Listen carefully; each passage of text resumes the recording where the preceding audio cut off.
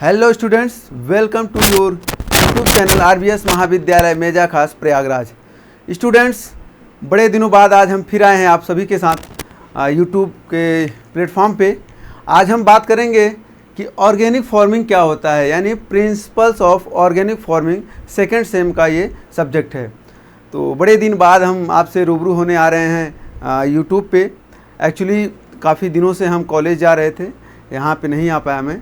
तो आप लोग शायद वीडियो भी पूरा नहीं देखते जो सर अपलोड करते हैं। डेली 2 वीडियोस अपलोड होते हैं, सुरेंद्र सर और रोहित सर पढ़ाते हैं, तो लेकिन आप लोग देखते भी नहीं, तो अच्छा नहीं लगता।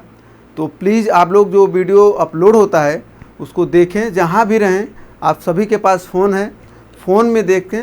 आप सभी के पास फ़ोन में डाटा भी रहता है, फालतू का रील्स देखते हैं। उससे अच्छा है कि आधे घंटे का 1 घंटे का जो वीडियो होता है उसको देखते रहा करें, ताकि आप क्लास न कर पाएँ जो दूर हैं या नहीं आ पा रहे हैं, तो उनके लिए भी ये बेनिफिशियल हो सकता है। और होता भी है कि ऐसा किसी और कॉलेज में नहीं, जितना आरबीएस महाविद्यालय में ये फैसिलिटीज़ अवेलेबल है कि ऑनलाइन क्लासेस भी चलता है, ऑफलाइन क्लासेस भी चलता है। तो आप कहीं भी रहें, अपनी पढ़ाई जारी रख सकते हैं, कंटिन्यू रख सकते हैं। तो आज हम बात करेंगे कि प्रिंसिपल्स ऑफ ऑर्गेनिक फार्मिंग यानी जैविक खेती के क्या सिद्धांत हैं, उसके बारे में बात करते हैं।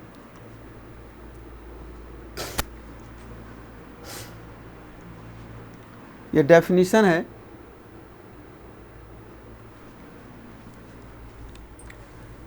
तो सबसे पहले हम देखेंगे कि डेफिनेशन में लिखा क्या है। एक्चुअली यहाँ पे हेडिंग होना चाहिए कि organic farming, what is organic farming. Core principles of organic farming is to produce food while sustaining the health of soil ecosystem. यहाँ पे एक एक वर्ड को आप देखेंगे, health of soil, ecosystem and people. It means कि organic farming जो करने का मुख्य उद्देश्य वो होता है, वही चीज़ बता रहा है कि यानी जैविक खेती करने का जो मूल उद्देश्य होता है, कोर प्रिंसिपल्स जो होता है, वो क्या होता है कि मिट्टी की जो हेल्थ है उसको बनाए रखना है। यानी अगर हम लगातार ऑर्गेनिक फार्मिंग की जगह लगातार हम केमिकल सिंथेटिक फर्टिलाइजर्स का उपयोग करते रहेंगे, तो निश्चित रूप से एक दिन आएगा कि हमारी मिट्टी का जो फर्टिलिटी है, उर्वरता है, वो नष्ट हो जाएगी। उसमें जो जैविक अंश हैं, जो कार्बनिक पदार्थ हैं, जो भी जीव हैं, बैक्टीरियाज वगैरह हैं, कुछ जो बेनिफिशियल होते हैं, वॉर्म्स हैं, केचुए हैं, जो मिट्टी को भुरभुरा बनाने का काम करती हैं ताकि एरेशन प्रॉपर बना रहे। तो इन सारे जीवों को भी हानिकारक है ये क्या, सिंथेटिक फर्टिलाइजर। यानी जो कंपनी में सिंथेटिक फर्टिलाइजर केमिकल्स बनते हैं, उर्वरक, उससे बेहतर ये है कि हम ऑर्गेनिक फार्मिंग स्टार्ट करें। यानी अपनी मिट्टी की हेल्थ को प्रॉपर बनाए रखने के लिए हमें ऑर्गेनिक फार्मिंग करना चाहिए, यानी जैविक खेती करना चाहिए। इकोसिस्टम को, यानी इस पर्यावरण को, जितने भी एलिमेंट्स हैं, लिविंग नॉन लिविंग सारे चीज़, इनको भी नुकसान हो सकता है सिंथेटिक फर्टिलाइज़र से। जैसे अगर लगातार हम फर्टिलाइज़र का यूज़ कर रहे हैं, यूरिया का यूज़ कर रहे हैं, पोटास का यूज़ कर रहे हैं, डीएपी का यूज़ कर रहे हैं, तमाम प्रकार के सिंथेटिक फर्टिलाइज़र्स आते हैं। वो क्या होता है, पौधे उसे एब्जॉर्ब तो कर ही रहे हैं, वो हमारे फूड चेन में आ ही रहा है, हम उसको कंज्यूम कर रहे हैं। एनिमल्स उसको जो क्रॉप रेजिड्यू होता है, भूसा वगैरह होता है, पुआल होता है, उसमें भी वो इन्वॉल्व होता है केमिकल्स, तो वो एनिमल्स कंज्यूम कर रहे हैं। साथ ही साथ जो उसका प्रोड्यूस होता है, ग्रेन्स होता है, वो ह्यूमंस भी उसको कंज्यूम कर रहे हैं। तो वो उसका जो केमिकल है कहीं ना कहीं हमारे फूड चेन में, हमारे बॉडी में आ रहा है, और हमारे लिए क्या है, नुकसानदायक है। और जो हम जैविक खेती करना शुरू करेंगे, यानी ऑर्गेनिक फार्मिंग करना शुरू करेंगे, तो वो कहीं ना कहीं मिट्टी के साथ साथ हमारे इकोसिस्टम में जितने भी जीव हैं उनके लिए भी बेनिफिशियल है। नॉन लिविंग जैसे वाटर, तो वाटर बॉडी में भी ये केमिकल्स क्या होते हैं, रिलीज होते हैं। वहाँ पे रिसाव खेत से, फील्ड से बह करके वो वाटर बॉडी में चले जाते हैं। तो वाटर बॉडी में जो भी जीव पाए जाते हैं, मछलियाँ हैं, तमाम प्रकार के जीव हैं, उनके लिए भी हानिकारक होता है। तो इसलिए लगातार आप अपने खेत में सिंथेटिक फर्टिलाइज़र का यूज नहीं करें। आप अब समय आ गया है कि हम ऑर्गेनिक खेती यानी जैविक खेती, ऑर्गेनिक फार्मिंग की तरफ आगे बढ़ें। तो इकोसिस्टम को स्वस्थ बनाए रखने के लिए ऑर्गेनिक फार्मिंग ज़रूरी है। पीपुल यानी लोगों के लिए, it release on ecological process and biodiversity rather than synthetic inputs. इसका मतलब यह जो होता है बायोडाइवर्सिटी यानी जैव विविधता के लिए और इकोलॉजिकल प्रोसेस जो इकोसिस्टम है, हमारा पर्यावरण है, उसको बेहतर बनाने के लिए हमें ऑर्गेनिक फार्मिंग करना चाहिए। ये बेहतर होता है आपके सिंथेटिक इनपुट से, यानी जो आप इंसेक्टिसाइड, पेस्टिसाइड, हर्बिसाइड, इन सारी चीज़ों को अप्लाई करते हैं जो कि केमिकल बेस्ड होते हैं, उनसे बेहतर होता है कि हमें ऑर्गेनिक बेस्ड इनपुट्स को यूज करना चाहिए अपने फार्मिंग में। वो चाहे हर्बिसाइड हो, वीडनाशी हो, कीटनाशक हो, पीड़कनाशक हो, इन सारी चीज़ों में हम ऑर्गेनिक चीज़ों का यूज कर सकते हैं, जैविक चीज़ों का यूज कर सकते हैं कंट्रोल करने के लिए। The international federation of organic agriculture movement जो आईफॉर्म है, ये डिफाइंस करता है कि कौन कौन से कैटेगरीज हैं, कौन कौन से लिमिटेशंस हैं ऑर्गेनिक प्रोडक्शन के, ऑर्गेनिक प्रोड्यूस के। यहाँ पे देखेंगे द प्रिंसिपल्स ऑफ हेल्थ, मतलब ये जो international federation of organic agriculture movement है, वो डिसाइड करता है कि कौन कौन से सिद्धांत हैं ऑर्गेनिक फार्मिंग के, क्या सिद्धांत हैं, उसको बता रहा है कि होल सिस्टम, जितने भी सिस्टम हैं इस इकोसिस्टम में, इस इन्वायरमेंट में, वो लिविंग हो या नॉन लिविंग हो, उन सारे सब के लिए बेनिफिशियल होता है क्या, organic farming. Health of soil यानी मिट्टी की सबसे ज़रूरी होता है। किसान इसको समझ नहीं पाता कि मिट्टी का भी हेल्थ होता है, उसका भी एक स्वास्थ्य होता है। उसको यदि ख़राब कर देंगे तो हमारा प्रोड्यूस अच्छा नहीं होगा, प्रोडक्शन अच्छा नहीं होगा। इसीलिए किसानों को ये बेहतर तरीके से ये जानना होगा, अच्छे से जानना होगा कि मिट्टी का जो स्वास्थ्य है यानी उसका हेल्थ है वो कैसा है, उसमें कौन कौन से न्यूट्रिएंट अवेलेबल हैं, कितनी मात्रा में अवेलेबल हैं, और कितना उसमें कौन सी न्यूट्रिएंट उस आवश्यकता है, नेसेसरी है, कौन जो 17 एलिमेंट्स हैं पौधों के लिए नेसेसरी होता है, वो सारी चीज़ हैं कि नहीं हैं, कितनी मात्रा में हैं।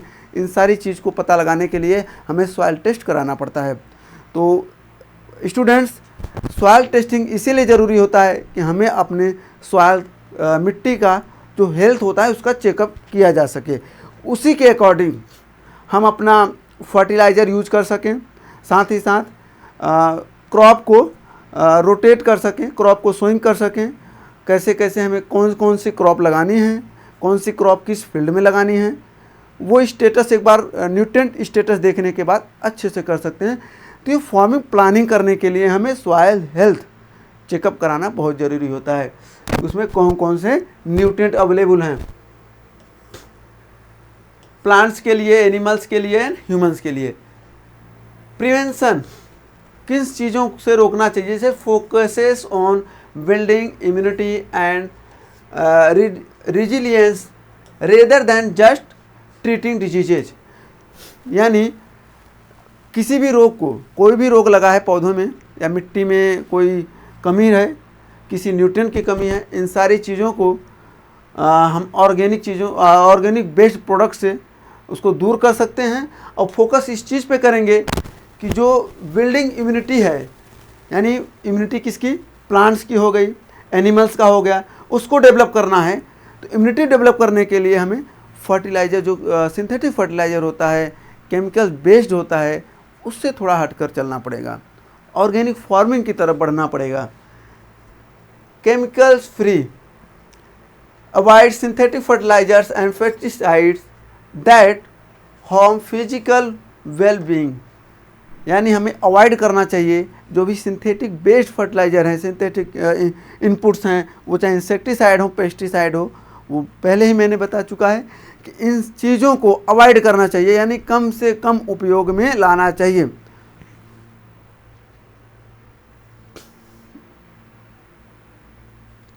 अब देखते हैं the principles of ecology, natural cycles, farming must work with in and emulate living ecological system. जो नेचुरल साइकिल्स है, इसका मतलब ये है कि जो खेती कर रहे हैं नेचर में कर रहे हैं, तो नेचुरल तरीके से अगर करेंगे, यानी ऑर्गेनिक बेस्ड चीज़ों को यूज करेंगे, वो चाहे घर का कंपोस्ट खाद हो। जैसे कंपोस्ट कैसे बनाते हैं, घर का जो छिलका होता है सब्जियों का, वो किचन का जो भी वेस्ट प्रोडक्ट होता है, साथ ही साथ वेस्ट मटेरियल जो होता है किचन का, और गाय का जो बिछावन लिटरल वगैरह होता है, डंग वगैरह होता है, यूरिन वगैरह होता है, इन सब को कलेक्ट करके कहीं पे इकट्ठा कर देते हैं, एक जगह गड्ढे में रखते हैं। उसमें क्या होता है, बैक्टीरिया अपना वर्क करते हैं, डिकम्पोज करते हैं, इन सारे प्रोडक्ट को क्या करते हैं, वो धीरे धीरे सड़ाने गलाने का काम करना शुरू कर देते हैं। कुछ महीनों में वो आपका कंपोस्ट बिल्कुल तैयार हो जाता है, उसको आप खेत में अप्लाई कर दीजिए। तो ये नेचर बेस्ड प्रोडक्ट हैं, इनको रिसाइकलिंग करना है। एक बार हमने किचन में क्या किया, सब्जी को यूज किया ह्यूमंस के लिए, उसके बाद उसका जो छिलका होता है उसको हम कंपोस्ट बना सकते हैं, और उस कंपोस्ट का यूज हम खेत में कर सकते हैं।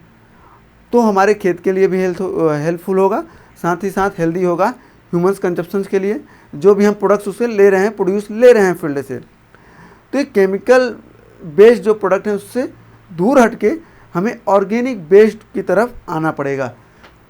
रिसाइकलिंग, न्यूट्रिएंट्स एंड एनर्जी और रीयूज्ड, जैसे न्यूट्रिएंट्स हुआ, एनर्जी हुआ, इसको दोबारा यूज कर सकते हैं। ऑर्गेनिक फार्मिंग की तरफ बढ़ रहे हैं, इसको दोबारा यूज कर सकते हैं। जैसे कंपोस्टिंग हो गया एंड ग्रीन मैन्योर। कंपोस्टिंग तो मैंने बता दिया, अब ग्रीन मैन्योर क्या है, यानी हरी खाद। हरी खाद क्या होता है, ढैंचा, सनई, ग्वार, लोबिया, इन चीज़ों को हम यूज करते हैं, इन सारी फसलों को यूज करते हैं एज ए ग्रीन मैन्योर। ये बेसिकली जो होता है लेग्यूम्स क्रॉप, यानी दलहनी फसलें होती हैं। इनको फील्ड में, जैसे अभी गर्मी का सीज़न आ गया है, अब गेहूं की हार्वेस्टिंग तो हो गई है, अब गर्मियों में करेंगे क्या, जिनके पास इरिगेशन अवेलेबल है, इरिगेशन फैसिलिटीज़ यानी सिंचाई की सुविधा अवेलेबल है, वो हरी खाद का प्रयोग इन 2 महीनों में कर सकते हैं, जो अप्रैल मई, यहाँ तक कि जून में भी हमारा फील्ड खाली ही रहता है। तो 60 दिन 65 दिन में हमारा ये ग्रीन मैन्योर का क्रॉप है तैयार हो जाता है। आप इसको लोबिया ले सकते हैं, सनई ले सकते हैं, ढैंचा ले सकते हैं, लेकिन ढैंचा इन सब में सबसे इम्पोर्टेंट है, इसमें सबसे ज़्यादा इसको यूज किया जाता है अपने इंडिया में। तो ढैंचा का उपयोग करेंगे, इसको ग्रो करेंगे जब ये फ्लावरिंग स्टेज पे आना होता है। जैसे ही फ्लावरिंग स्टेज पे आएगा, इसको हम क्या करते हैं, खेत में जुताई कर देते हैं, प्लॉइंग कर देते हैं, मिट्टी से, मिट्टी पलट हल जो होता है, यानी मिट्टी से दबा देते हैं। और मिट्टी से दबाने के बाद इसमें पानी भर देते हैं, फील्ड में सिंचाई कर देते हैं, और इसको जल्दी से डिकम्पोज हो जाए, यानी सड़ गल जाए, इसके लिए हम 15 kg पर हेक्टेयर के हिसाब से, 15 से 20 kg पर हेक्टेयर के हिसाब से क्या करते हैं, फर्टिलाइज़र कौन सा, यूरिया का यूज़ कर देते हैं, ताकि जल्दी से ये सड़ गल जाए फील्ड में, यानी डिकम्पोज हो जाए, और हमारी नेक्स्ट क्रॉप के लिए ये बेनिफिशियल हो जाए। उसमें नाइट्रोजन, फिर हम नेक्स्ट क्रॉप में नाइट्रोजन कम देते हैं, क्योंकि उसमें नाइट्रोजन पाया जाता है। साथ ही साथ ऑर्गेनिक मटेरियल बढ़ जाता है। अब जब ऑर्गेनिक मटेरियल बढ़ जाएगा, यानी जैविक चीज़ें बढ़ जाएंगी खेत में, तो जो केचुआ है, और केचुओं को क्या प्रकृति का हलवा बोला जाता है, किसान का मित्र बोला जाता है, क्योंकि केचुए जो होते हैं मिट्टी को भुरभुरी बनाने का काम करते हैं, साथ ही साथ डिकम्पोजिशन का काम करते हैं। और जब मिट्टी को भुरभुरा बनाएंगे, यानी लूज करेंगे सॉइल पार्टिकल्स को, तो उसमें एरेशन अच्छा होगा, वायु का आवागमन। एरेशन क्या बोलते हैं, वायु का आवागमन मिट्टी में। तो जड़ों में प्रॉपर जब एयर ऑक्सीजन पहुंचेगा, तो वो क्या करेगा, उसका ग्रोथ अच्छा होगा, वो अच्छा प्रोडक्शन अल्टीमेटली देगा। तो एरेशन के लिए बहुत ज़रूरी होता है। साथ ही साथ वाटर होल्डिंग कैपेसिटी को बढ़ाता है। अब वाटर होल्डिंग कैपेसिटी कैसे बढ़ाता है, जब मिट्टी लूज होती है, पोर्स उसमें बढ़ते हैं, सॉइल के जो पार्टिकल्स होते हैं उसमें पोर्स, सॉइल पार्टिकल्स के बीच में जगह ज़्यादा हो जाती है। तो उसमें क्या होता है, वाटर जो होता है होल्ड हो जाता है। आप लोगों ने देखा होगा फील्ड जब जुताई कर देते हैं, एक बार प्लॉइंग कर दीजिए और उसके बाद उसमें इरिगेशन करिए यानी सिंचाई करिए, तो वो ज़्यादा पानी को होल्ड करता है। और वहीं पे अनप्लॉइंग यानी बिना जुता हुआ खेत हो, उसमें आप इरिगेशन करिए तो वो पानी फ्लड हो जाता है, यानी उसके जो पोर्स होते हैं बंद होते हैं, यानी कॉम्पैक्ट सॉइल होता है, तो पानी को ज़्यादा देर तक होल्ड नहीं कर पाता, ज़्यादा पानी को होल्ड नहीं कर पाता। तो ये केचुआ वर्म्स जो होते हैं ये वाटर को होल्ड करने का कैपेसिटी को भी इंक्रीज करते हैं। और साथ ही साथ जो बेनिफिशियल बैक्टीरियाज हैं जो न्यूट्रिएंट को अवेलेबल फॉर्म में लाते हैं और हमारे जो डिकम्पोजिशन का काम करते हैं, इनके लिए भी बेनिफिशियल होता है ऑर्गेनिक मैटर। इसलिए ग्रीन मैन्योरिंग भी बहुत ज़रूरी है ऑर्गेनिक फार्मिंग में। ऑर्गेनिक फार्मिंग का मतलब ही है कि हमें ऐसे चीज़ों का यूज करना है, हमें ऐसे खाद का यूज करना है, ऐसी दवाइयों का यूज करना है जो बिल्कुल नेचुरल बेस्ड हो, जो प्रकृति प्रदत्त हो, किसी कंपनी में सिंथेटिक ना हो। ह्यूमंस उसको ना कहने का मतलब सिंथेटिक यानी उसको हाथ से केमिकल बेस्ड कंपनियों में ना बना हो, वो प्रकृति में प्रदत्त हो। उसका फॉर्म चेंज करके हम दवा के रूप में या खाद के रूप में हम खेत में अप्लाई कर सकते हैं। जैसे गोबर की खाद है, कंपोस्ट की खाद है, ग्रीन मैन्योर है यानी हरी खाद है। इन सब चीज़ें क्या है, प्रकृति में आसानी से अवेलेबल हैं। हालांकि ये ढेर सारा अमाउंट में डालेंगे तो थोड़ा सा इसमें न्यूट्रिएंट मिलेगा, जबकि जो सिंथेटिक फर्टिलाइज़र होता है जैसे यूरिया हो गया, DAP हो गया, MOP हो गया, म्यूरेट ऑफ पोटाश, ये सारी चीज़ें इसमें जो क्या होता है न्यूट्रिएंट ज़्यादा होता है, ज़्यादा परसेंटेज में होता है, लेकिन वो धीरे धीरे कहीं ना कहीं हमारे प्लांट्स के लिए, हमारे इकोसिस्टम्स के लिए, हमारे एनिमल्स के लिए वो हार्मफुल है। और जबकि ऑर्गेनिक बेस्ड जो फर्टिलाइज़र है वो बेनिफिशियल है। तो हमें सिंथेटिक फर्टिलाइजर्स या किसी भी इनपुट्स का यूज नहीं करना है किसमें, ऑर्गेनिक फार्मिंग में। यही मेन प्रिंसिपल, यही मेन सिद्धांत होता है। उसके बाद तमाम प्रकार के जो फ़ायदे हैं वो तो बता ही रहे हैं कि site specific farming method must fit the local environment, climate and geography. जो फार्मिंग मेथड्स है, ऑर्गेनिक फार्मिंग का जो तरीका है वो हमारे इकोसिस्टम में फिट बैठता हो।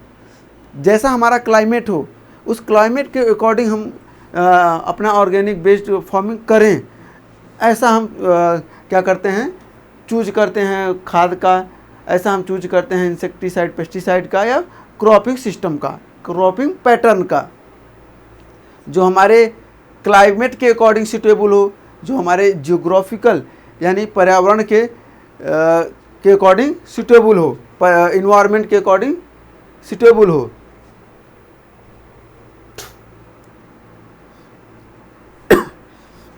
थोड़ा तबीयत मेरा नहीं ठीक है, गले में खराश है, तो उसके लिए माफ़ी चाहता हूँ अगर किसी प्रकार का आपको असुविधा हो रही हो तो। The principles of farming, human rights ensure the everyone involved, the farmers, workers and the consumers has a good quality of life।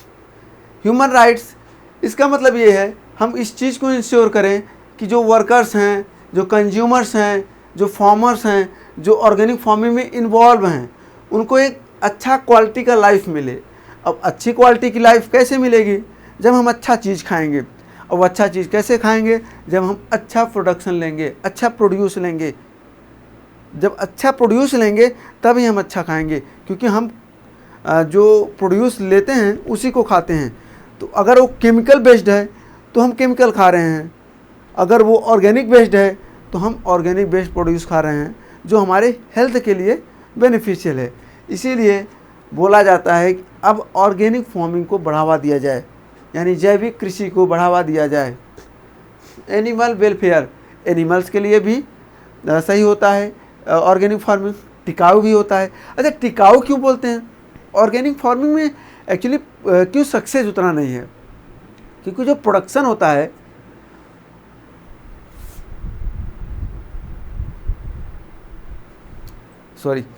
जो ऑर्गेनिक फार्मिंग होता है इसमें प्रोडक्शन तो कम होता है, यानी पर एरिया में इसका प्रोडक्शन कम होगा लेकिन वो टिकाऊ होगा, सस्टेनेबल होगा, ज़्यादा समय तक के लिए उसमें मिट्टी की उर्वरता बनी रहेगी, फर्टिलिटी बनी रहेगी, सॉइल का हेल्थ बना रहेगा, इकोसिस्टम सुरक्षित रहेगा, ह्यूमन सुरक्षित रहेंगे, एनिमल सुरक्षित रहेंगे।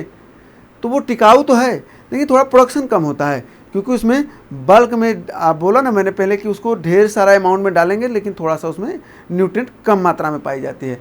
जैसे कि गोबर की खाद डाल रहे हैं तो 0.5% नाइट्रोजन, 0.25% फास्फोरस एंड 0.5% पोटास पाया जाता है। तो बाकी यूरिया डाल देंगे तो 46% नाइट्रोजन पाया जाएगा, 18% फास्फोरस पाया जाएगा। तो उसमें क्या होता है, वो सिंथेटिक जो फर्टिलाइज़र होते हैं उसमें ज़्यादा न्यूट्रिएंट पाया जाता है, इसलिए ज़्यादा प्रोडक्शन उससे लिया जाता है।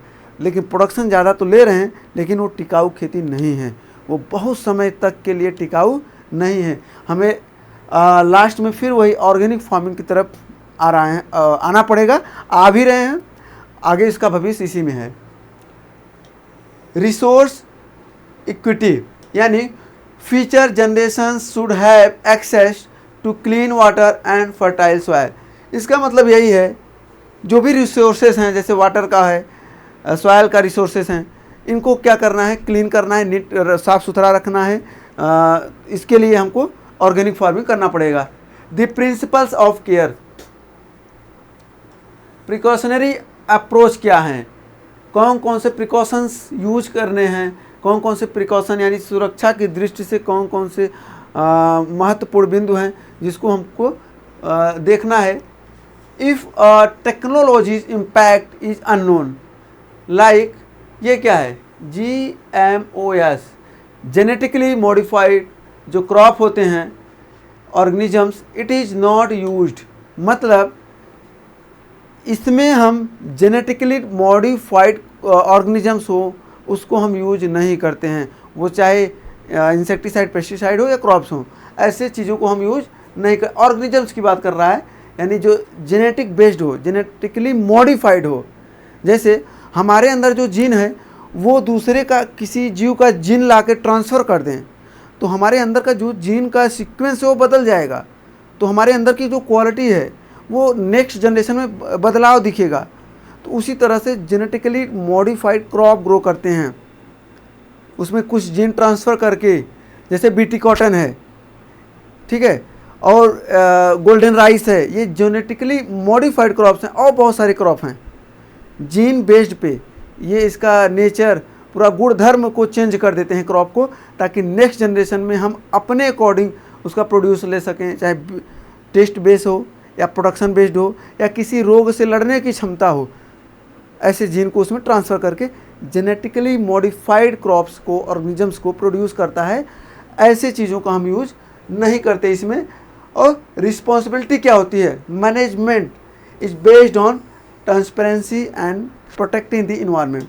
जो मैनेजमेंट है वो कैसा होना चाहिए, ट्रांसपेरेंसी होना चाहिए, किसी भी प्रकार का जो ऐसा ना हो कि कालाबाजारी हो रहा हो, लोगों को बताया जाए कि ऑर्गेनिक बेस्ड हो, ऑर्गेनिक बेस्ड प्रोड्यूस है या सीड है या फर्टिलाइज़र है या केमिकल्स है, लेकिन वो ट्रांसपेरेंसी का मतलब उसमें लिखा होना चाहिए, उसमें मार्का होना चाहिए, वो किसी भी प्रकार की धांधलीबाजी नहीं कि पता लगा ऑर्गेनिक बोल करके आप सिंथेटिक चीज़ों को दे रहे हैं।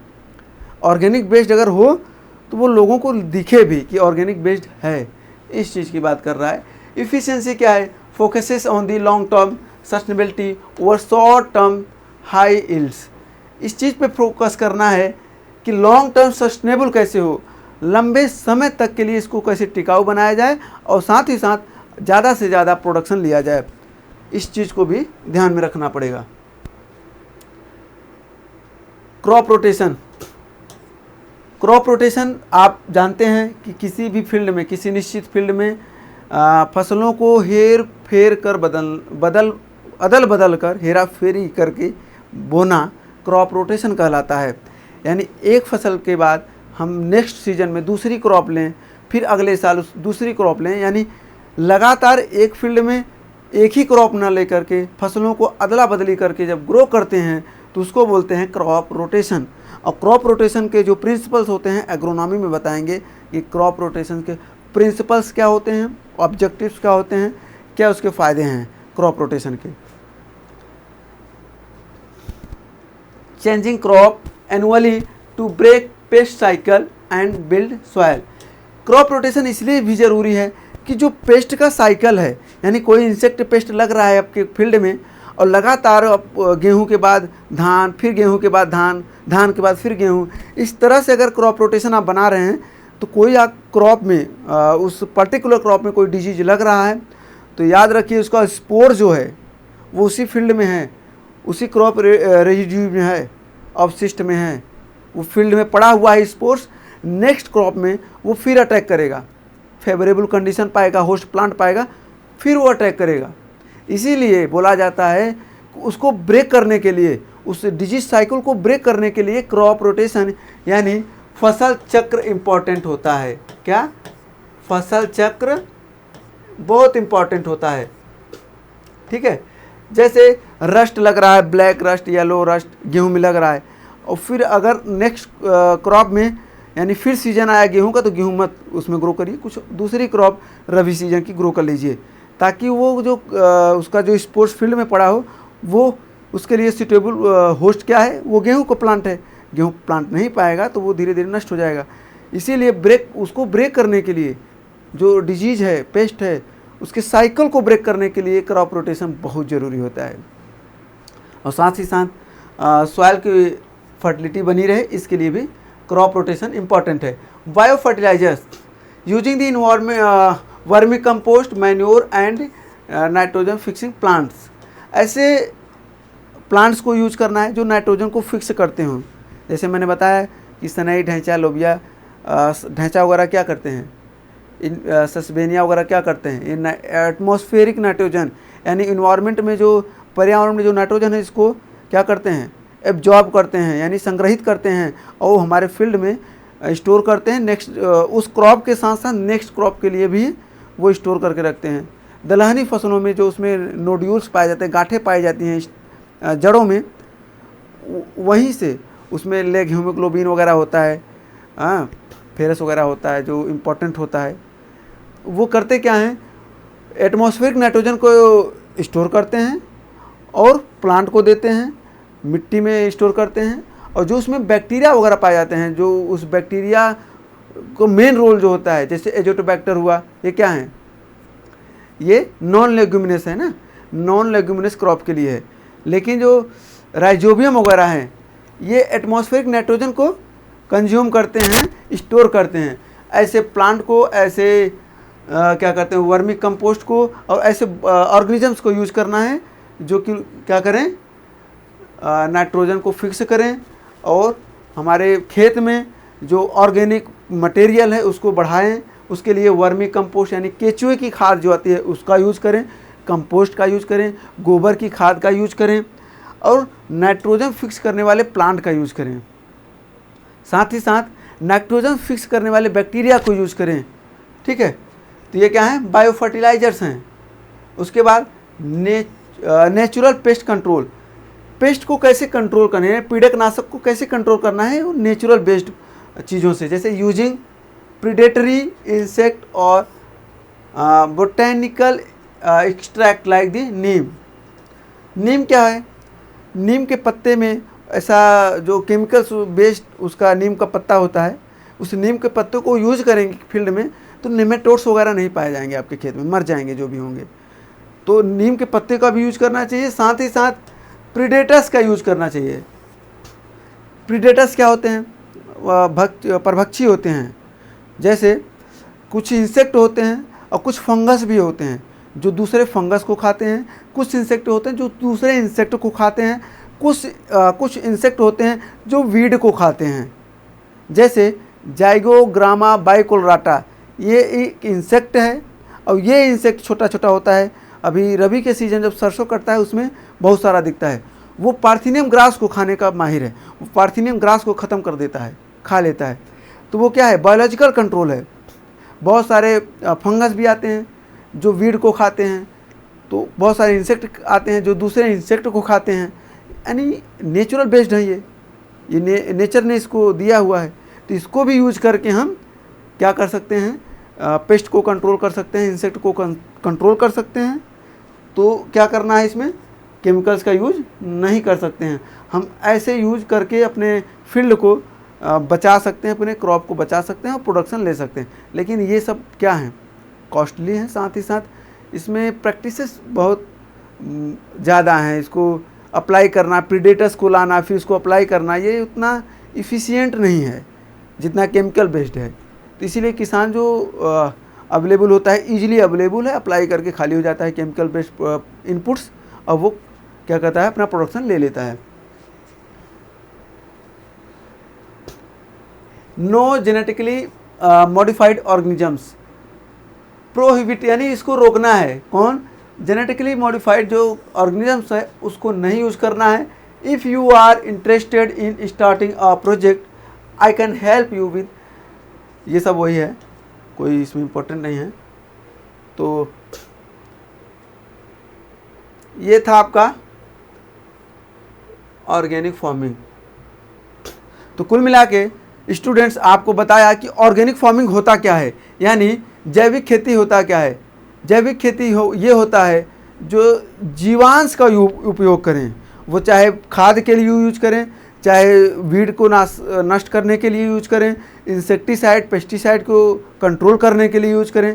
कुल मिला के जो भी हम खेती कर रहे हैं उस खेती में, उस फार्मिंग में हम जैविक चीज़ों का ही यूज करेंगे। जीवांश, जैविक मतलब जीवांश, जीवों के अंश का यूज करेंगे। हम किसी भी प्रकार का उसमें केमिकल बेस्ड इनपुट्स का यूज नहीं करेंगे। वही होता है जैविक फार्मिंग, जैविक खेती। तो ऑल अबाउट्स ये जो हमने बताया है, ये क्या था, प्रिंसिपल था, सिद्धांत था कि कैसे हम क्यों करते हैं, कैसे करते हैं क्या, जैविक खेती। अब आगे हम बताएंगे कि जैविक खेती में कौन कौन सी प्रोसेस हैं, कैसे किया जाता है, उसका तरीका क्या होता है। ठीक है, वो प्रीडेटर्स अभी मैंने बताया, तो कौन कौन से प्रीडेटर्स हैं, कौन कौन से इंसेक्टिसाइड पेस्टिसाइड हैं, और कितने वो हैं, क्या कहते हैं उसको, बैक्टीरिया हैं जो कि नाइट्रोजन को फिक्स करने का काम करते हैं। कौन कौन से ग्रीन मैन्योर्स क्रॉप हैं, हम नेक्स्ट क्लास में बताएंगे ये सारी चीज़ें। ठीक है, कि सनाई, ढैंचा, लोबिया, मूंग, उड़द, इन चीज़ों को कैसे ग्रो करते हैं, कब इसका मिट्टी में पलटते हैं, और इसमें कितना कितना अमाउंट में नाइट्रोजन पाया जाता है, ये नेक्स्ट क्रॉप में बताएंगे। आज का जो टॉपिक था कि सिद्धांत क्या है ऑर्गेनिक फार्मिंग का। Thank you so much.